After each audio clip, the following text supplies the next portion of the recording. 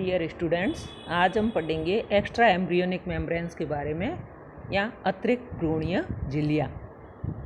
ऐसे जंतु जिनके अंडे मेगालेसिथल और पॉलीलेसिथल होते हैं, यानी कि अतिपीत की अंडे होते हैं, उनमें भ्रूण का परिवर्धन अंडे के भीतर होता है और उनमें अतिरिक्त भ्रूणीय झिल्लियाँ उपस्थित होती है। ऐसे जंतुओं को एमनियोटा वर्ग में रखा गया है और इसका उदाहरण है रेप्टाइल्स, बर्ड्स और मैमल्स।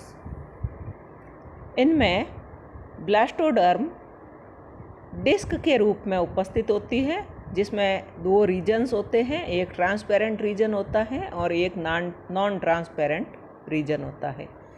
जो पारदर्शी या ट्रांसपेरेंट रीजन है उसको एरिया पेल्यूसिडा कहते हैं और इसके द्वारा एम्ब्रियो फॉर्मेशन का काम किया जाता है। जो नॉन ट्रांसपेरेंट रीजन होता है, अपारदर्शी क्षेत्र होता है, जो कि किनारे की तरफ होता है, उसको एरिया ओपेका कहते हैं या अपारदर्शी क्षेत्र कहते हैं और इसके द्वारा एक्स्ट्रा एम्ब्रियोनिक मेम्ब्रेन्स का निर्माण होता है। एक्स्ट्रा एम्ब्रियोनिक मेम्ब्रेन्स भ्रूण के परिवर्धन में महत्वपूर्ण भूमिका निभाता है। मेटाथीरिया और यूथीरिया में एक्स्ट्रा एम्ब्रियोनिक मेम्ब्रेन्स के स्थान पर प्लेसेंटा या अपरा पाया जाता है, जिसके द्वारा एम्ब्रियो मदर के साथ में जुड़ा हुआ रहता है और उसको पोषण वहाँ से प्राप्त होता है। मुर्गी में 4 तरह की अतिरिक्त भ्रूणीय झिल्लियाँ पाई जाती हैं। ये है एमनियन, कोरियन या serosa, yolk sac and allantois. इसमें से एमनियन और कोरियन एक्टोडर्म और सोमेटिक मीजोडर्म से बनती है और एलेंटोइस और योक सैक एंडोडर्म और स्प्लेंचिक मीजोडर्म से बनती है। Development of extra embryonic membranes, अतिरिक्त भ्रूणीय झिल्लियों का परिवर्धन। न्यूरुलेशन के समय यानी तंत्रिका भवन के समय में लेटरल प्लेट मीजोडर्म, पार्श्व प्लेट मीजोडर्म फटती है और बाहर और अंदर की तरफ इसमें 2 परतें बनती हैं। बाहर वाली परत को सोमेटिक मीजोडर्म कहते हैं और अंदर वाली परत को स्प्लेंचिक मीजोडर्म कहते हैं। सोमेटिक मीजोडर्म जब एक्टोडर्म के साथ में मिलती है तो इसको सोमेटोप्लूर कहते हैं, क्योंकि बाहर की तरफ एक्टोडर्म उपस्थित होता है और अंदर की तरफ एंडोडर्म उपस्थित होती है। स्प्लेंचिक मीजोडर्म जो कि भीतर की तरफ है, जब यह एंडोडर्म के साथ में मिलती है तो इसको स्प्लेंक्नोप्लूर कहते हैं। फर्स्ट एक्स्ट्रा एम्ब्रियोनिक मेम्ब्रेन, जो सबसे पहले बनने वाली एक्स्ट्रा एम्ब्रियोनिक मेम्ब्रेन है, वो है योक सैक या योक आशय। न्यूरुलेशन के दौरान मिडगट में या मध्य आंत्र में छत का निर्माण तो हो जाता है, लेकिन उसका फर्श वाला भाग बाद में बनता है। फर्श वाला भाग योक के ऊपर फैला हुआ होता है। इसमें स्प्लेंक्नोप्लूर यानी कि स्प्लेंचिक मीजोडर्म और एंडोडर्म ये संयुक्त रूप से योक को घेर लेती है चारों तरफ से और योक सैक जो है सबसे पहले बनने वाली एक्स्ट्रा एम्ब्रियोनिक मेम्ब्रेन है। जैसे जैसे स्प्लेंक्नोप्लूर एक दूसरे की तरफ फैलते हैं, वैसे वैसे यह एलिमेंट्री कैनाल के फर्श का निर्माण करते हैं, सिवाय मिडगट के। जैसा कि इस डायग्राम में बताया गया है, यहाँ पर एम्ब्रियो दिखाया गया है ऊपर की तरफ, जिसमें हेड टेल और इसका टेल फोल्ड और इसका हेड फोल्ड दिखाया गया है और नीचे की तरफ यहाँ पर योक उपस्थित है और इस योक को घेरे हुए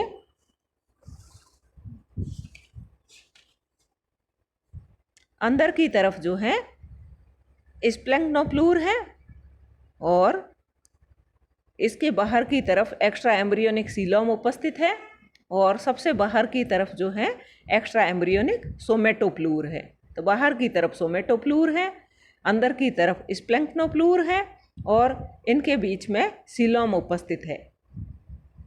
तो यहाँ पर योगसैक का निर्माण जो है यह इसके मिडगट के फर्श वाले भाग की तरफ होता है। नेक्स्ट डायग्राम है जिसमें कि डेवलपमेंट ऑफ योगसैक मेम्ब्रेन के बारे में बताया गया है। तो यहाँ पर यह मिडगट के फर्श से योगसैक जो है यह जुड़ा हुआ है। इसके साथ साथ में एलेंटोइस और एमनियन का निर्माण भी हो रहा है। जैसा कि आप देख सकते हैं, इसमें एलेंटोइस का निर्माण जो है इसके टेल फोल्ड साइड में हो रहा है, और एमनियन जो है इसमें सोमेटोप्लूर के दोनों तरफ फोल्ड्स बनने के कारण, और ये फोल्ड्स जो हैं आगे की तरफ जाते हैं और आपस में मिल जाते हैं। इन फोल्ड्स को एमनियोटिक फोल्ड्स कहते हैं। तो इसके द्वारा एमनियन का निर्माण हो रहा है। नीचे की तरफ योगसैक उपस्थित है, जो कि योग स्टॉक की सहायता से या योग पीतक ग्रंथ की सहायता से यह इस एम्ब्रियो के साथ में संलग्न है।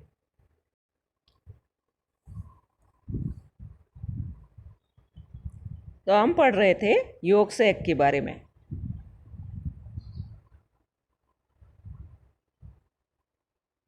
ये जो फोल्ड्स हैं, जैसे जैसे स्प्लैंक्टोप्लूर एक दूसरे की तरफ मुड़ती है तो मिडगट वाले क्षेत्र को छोड़ करके यह एलिमेंट्री कैनाल के समस्त फर्श का निर्माण करती है। और ये फोल्ड्स जो हैं ये आपस में पूरी तरह से फ्यूज़ नहीं होते हैं, मिलते नहीं हैं। इनमें एक छोटा छिद्र उपस्थित होता है जो कि योग डक्ट के रूप में होता है और योगसैक में आकर के खुलता है। तो एक छोटे छिद्र के रूप में योग डक्ट उपस्थित होती है, पीतक नलिका उपस्थित होती है जो कि पीतक आशय में आकर के खुलती है। When wall of gut tube forms, जब आहार नाल की दीवार का निर्माण होता है तब योगसैक कैविटी कनेक्ट्स विथ योग स्टॉक, तब पीतक आशय की जो गुहा है वो पीतक व्रंथ के साथ में जुड़ती है। लेकिन पीतक का ट्रांसपोर्टेशन, पीतक का परिवहन इसके द्वारा नहीं होता है, या योग स्टॉक के द्वारा या पीतक व्रंथ के द्वारा नहीं होता है, वरन एंडोडर्म जो कि पीतक सैक में उपस्थित है, यह पीतक सैक में सेप्टा फॉर्मेशन का निर्माण करती है, या इसमें अलग अलग कक्ष बनाती है, which are known as yolk sac septa. उनको पीतक आशय के कक्ष कहते हैं जो कि पीतक के अंदर धसे हुए होते हैं। इनके द्वारा एंजाइम का सिक्रीशन किया जाता है जो कि योग को पाचित करने का काम करता है, और एंडोडर्म के द्वारा ही इसको अवशोषित किया जाता है और विटेलाइन डक्ट के द्वारा इसको एम्ब्रियो में ट्रांसपोर्ट किया जाता है या परिवहित किया जाता है।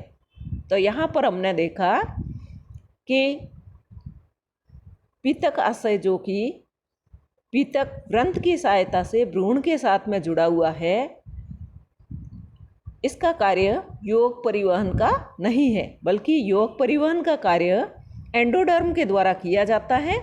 यहाँ पर एंडोडर्म योगसैक के भीतर सेप्टा फॉर्मेशन का काम करती हैं, जिनको योगसैक सेप्टा कहते हैं, और इस एंडोडर्म के द्वारा एंजाइम सिक्रीशन का काम किया जाता है जो कि योग पाचन का काम करते हैं, और एंडोडर्म ही इस पचित योग को अवशोषित करके इसको एम्ब्रियो तक विटेलाइन डक्ट की सहायता से पहुंचाती है।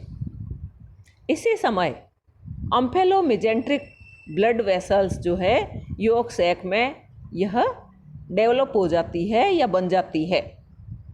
बाई कंस्ट्रक्शन ऑफ योग स्टॉक, पीतक व्रंथ के संकुचन के द्वारा विटेलाइन ब्लड वेसल्स, जिसमें कि 2 आर्टरीज या धमनियाँ और 2 वेंस या सिराएँ होती है, ये एक दूसरे के नज़दीक आ जाती है।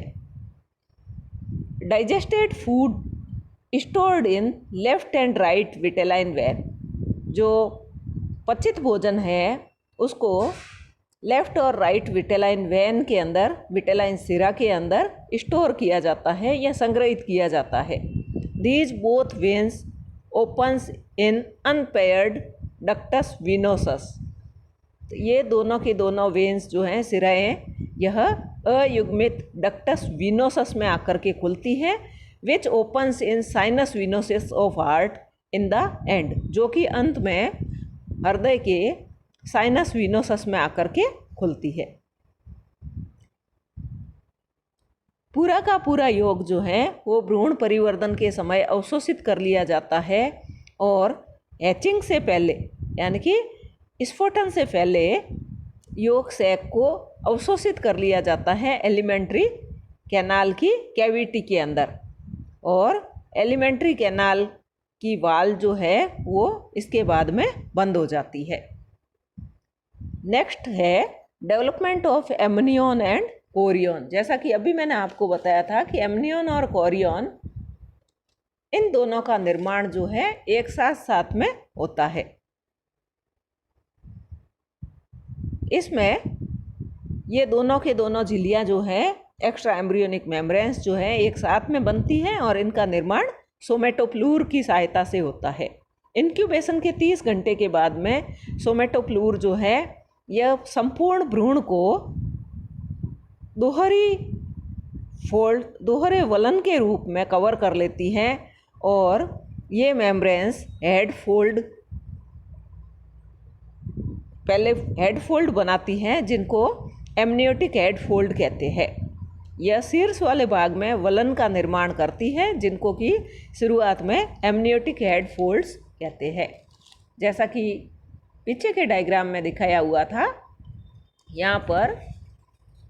यहाँ नीचे की तरफ योग सैक उपस्थित है, इसके टेल एंड की तरफ एलेंटॉइस उपस्थित है और इसके ऊपर की तरफ सोमेटोप्लूर जाकर के ये शीर्ष वाले भाग में फोल्ड बनाती हैं, जिनको एमनियोटिक फोल्ड या एमनियोटिक हेड फोल्ड कहते हैं। जब ये दोनों फोल्ड पोस्टीरियर रीजन की तरफ मूव करते हैं, जब ये दोनों फोल्ड हेड फोल्ड जो दिखाए गए हैं, ये दोनों फोल्ड पोस्टीरियर रीजन की तरफ मूव करते हैं, तो एमनियोटिक लेटरल फोल्ड्स जो हैं ये lateral embryo develops, lateral side of embryo develops.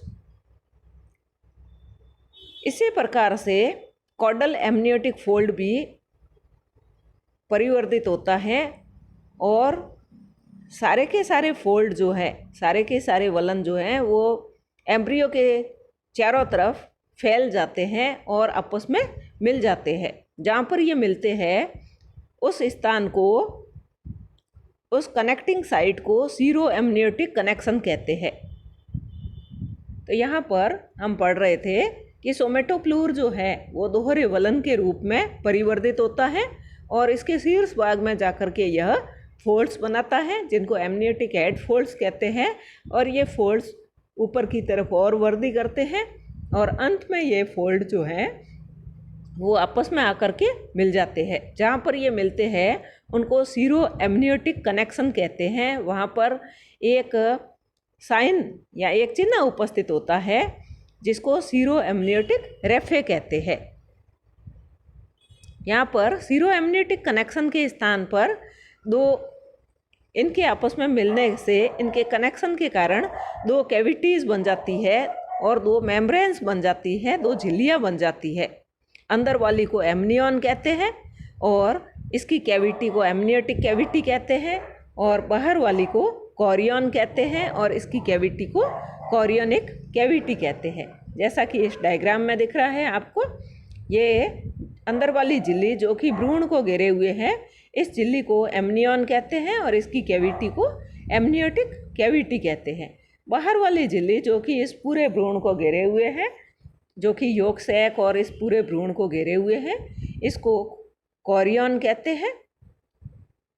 और इसमें इसका एक और परिवर्तित रूप बताया गया है जिसके बारे में अभी हम आगे पढ़ेंगे। यह एलेंटॉइस के साथ में मिलकर के इसमें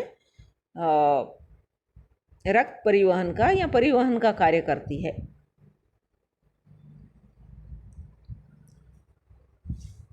functions of amnion and Korean. Amnion और कोरियन के कार्य। एमनियन में एमनियोटिक फ्लूइड, इसकी कैविटी में एमनियोटिक फ्लूइड उपस्थित होता है, एमनियोटिक तरल उपस्थित होता है, जो कि भ्रूण को कृत्रिम तरणताल उपलब्ध कराता है और भ्रूण को सूखने से बचाता है। यह भ्रूण की यांत्रिक आघातों से रक्षा करता है। यह भ्रूण की कवच के साथ में होने वाले घर्षण और उसके साथ में चिपकने से उसको रोकता है।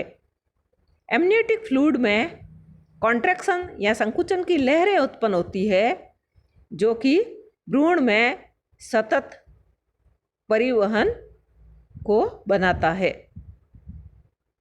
यह एम्ब्रियो को अचानक होने वाले तापमान में अचानक होने वाले परिवर्तनों से सुरक्षित रखता है।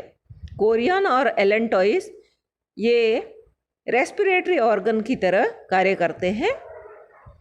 नेक्स्ट है डेवलपमेंट ऑफ एलेंटॉइस या एलेंटॉइस का परिवर्धन।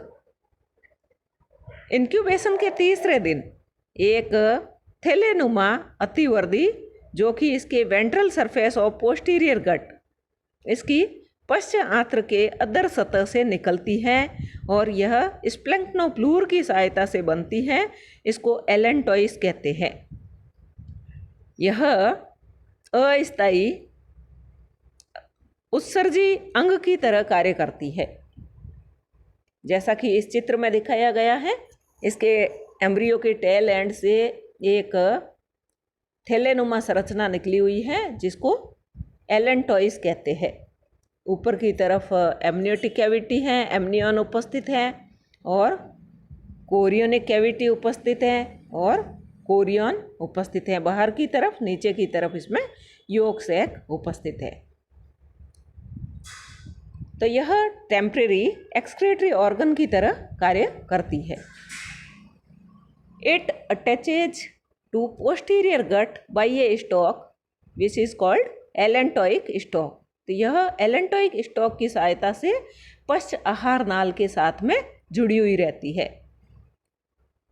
जब बॉडी फोल्ड्स संकुचित होते हैं, तब एम्ब्रियो एक्स्ट्रा एम्ब्रियोनिक पार्ट से अलग हो जाता है। हैचिंग से पहले जब इसके बॉडी फोल्ड्स जो हैं वो संकुचित होते हैं, तो एम्ब्रियो एक्स्ट्रा एम्ब्रियोनिक पार्ट से अलग हो जाता है। Allantois stalk fuses with yolk sac stalk. तब एलेंटोइस जो व्रंत है वो योक पीतक आशय व्रंत के साथ में जुड़ जाता है और अम्बुलिकल कॉर्ड का निर्माण करता है, नाभि रज्जु का निर्माण करता है। जैसे जैसे एलेंटोइस का आकार बढ़ता है तो इसका दूरस्थ भाग जो है वो चपटा हो जाता है और यह एमनियन और योक सैक के बीच में स्पष्ट हो जाता है। यहाँ पर स्प्लैंक्टिक मेसोडर्म जो है वो सोमेटिक मेसोडर्म के नज़दीक आ जाती हैं और दोनों मेसोडर्मल लेयर्स हैं फ्यूज हो जाती हैं और इसको एलेंटोकोरियन कहते हैं। इट ब्रेस्ट्स और यह फट जाती है। 10 एल्बुमिन, इस प्रकार से एल्बुमिन जो है on contact form albumin sac, तो एल्बुमिन सैक बनाता है which help in absorption of water and albumin. तो एल्बुमिन सैक जो है यह पानी और एल्बुमिन के अवशोषण में सहायता करता है। A network of blood vessels develop on the outer surface of allantois. Allantois की बाहरी सतह पर रक्त वाहिकाओं का जाल बन जाता है। This network joint with umbilical cord and allantois blood vessels. ये जो नेटवर्क है ब्लड वेसल्स का नेटवर्क या अम्बुलिकल कॉर्ड नाभि रज्जु के स्थान पर मिलता है और एलेंटोइस ब्लड वेसल्स के साथ बनाता है।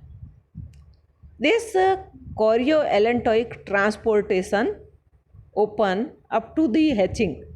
यह कोरियो एलेंटोइक जो परिवहन है यह एचिंग तक या स्फोटन तक खुला रहता है।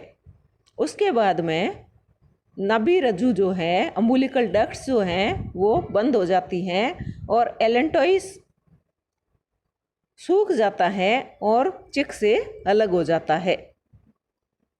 एचिंग के समय में एलेंटोइक वेसिकल अलग हो जाती है एलेंटोइक स्टॉक से और चिक से भी अलग हो जाती है और यह टूटे हुए कवच के अंदर दिखाई देती है।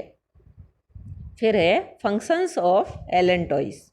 एलेंटोइस के कार्य, यह अपशिष्ट पदार्थों को जैसे यूरिक एसिड को इकट्ठा करने का कार्य करती है।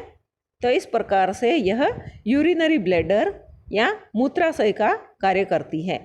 यह रेस्पिरेटरी ऑर्गन या श्वसन अंग के समान कार्य करती है और यह एल्बुमिन के अवशोषण में सहायता करती है। थैंक्स।